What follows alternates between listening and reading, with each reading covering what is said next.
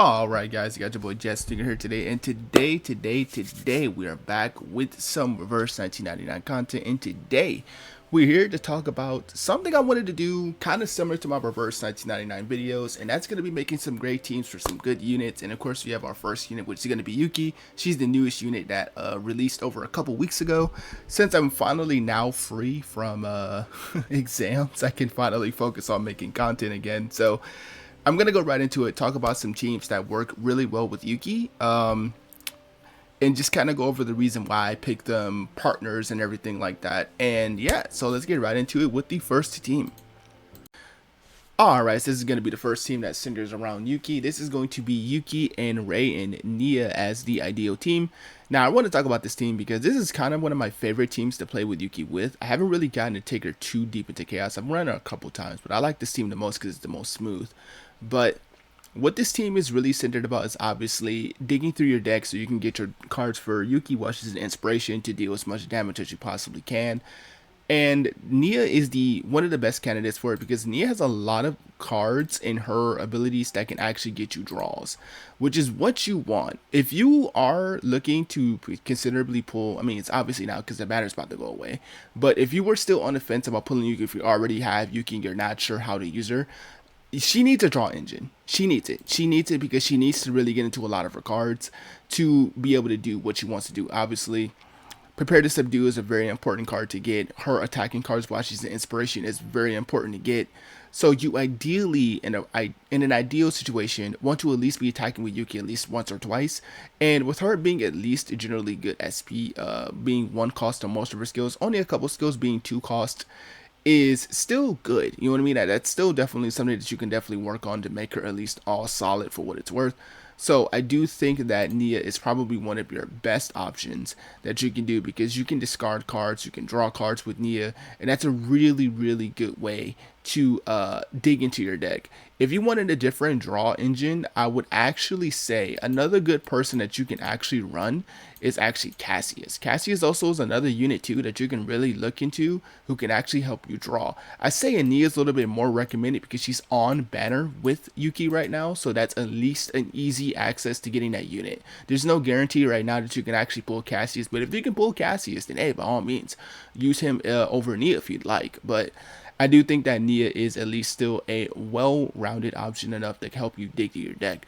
As for Ray, Ray is really good for being kind of an okay healer, but she's okay for buffing. I need her really just to be the buffer of the team because Ray can give you a buff on one of your attack cards that you can select and make it boosted up to 100% damage, which is really, really good.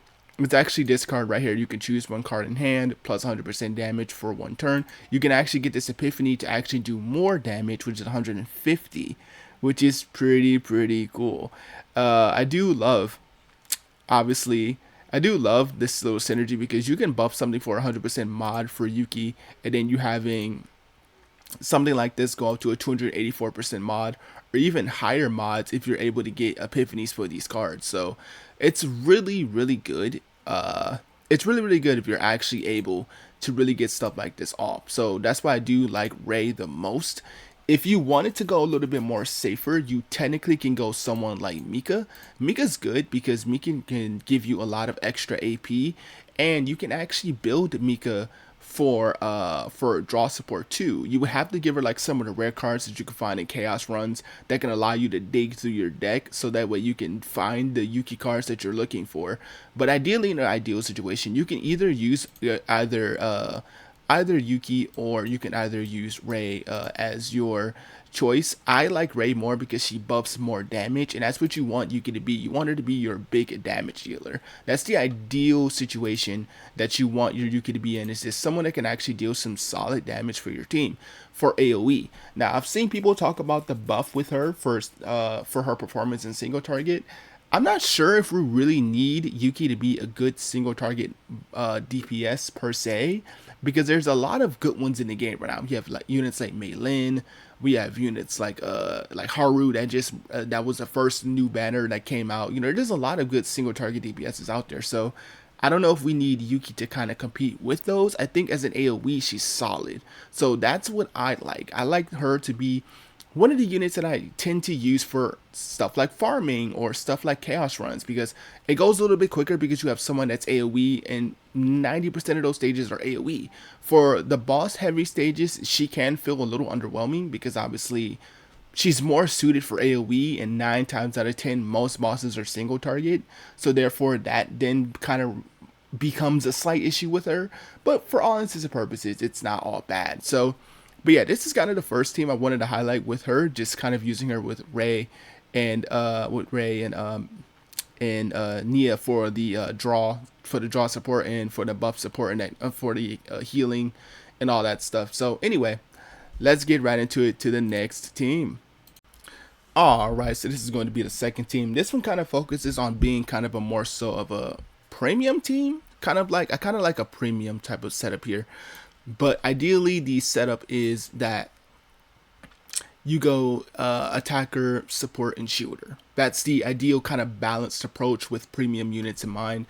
If you want a good shooter, Calipe is traditionally the best. I would also argue Magna too, because Magna is also a really good support that technically doesn't use too much AP while doing what she needs to do.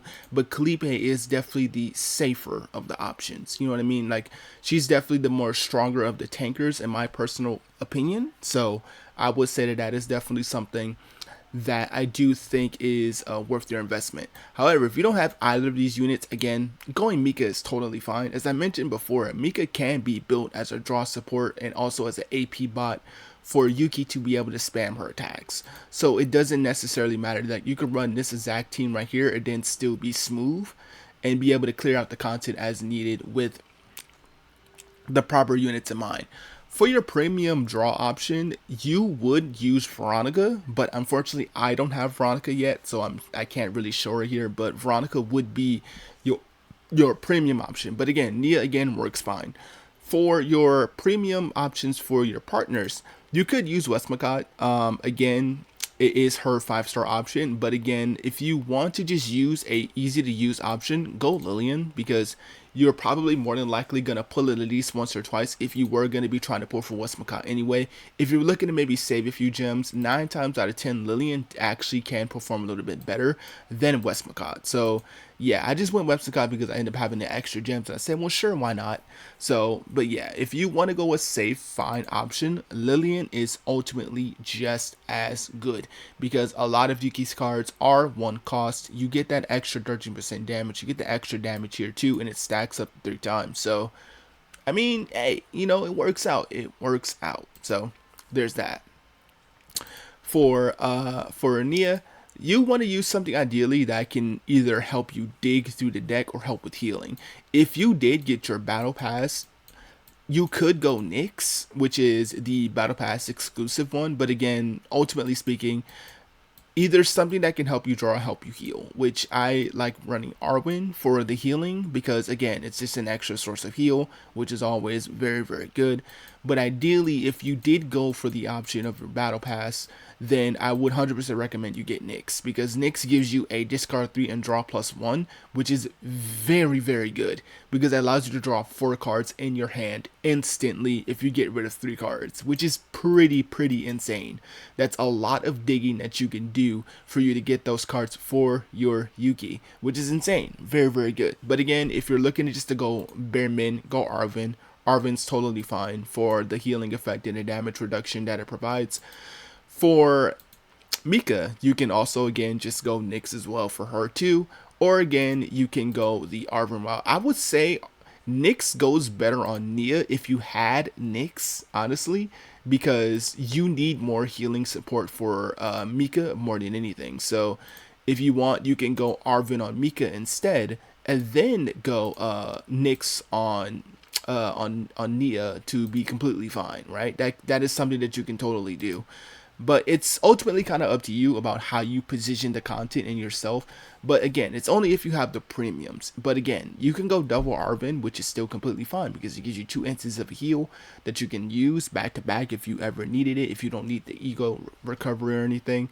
Between the two of them, if you can build them up, you can actually build these two both into ego recovery, which is good because this allows you to use your ego skills on a dime, such as Mika's being able to cash you some heals, or Yuki if you want to get some high burst extra damage for the turn.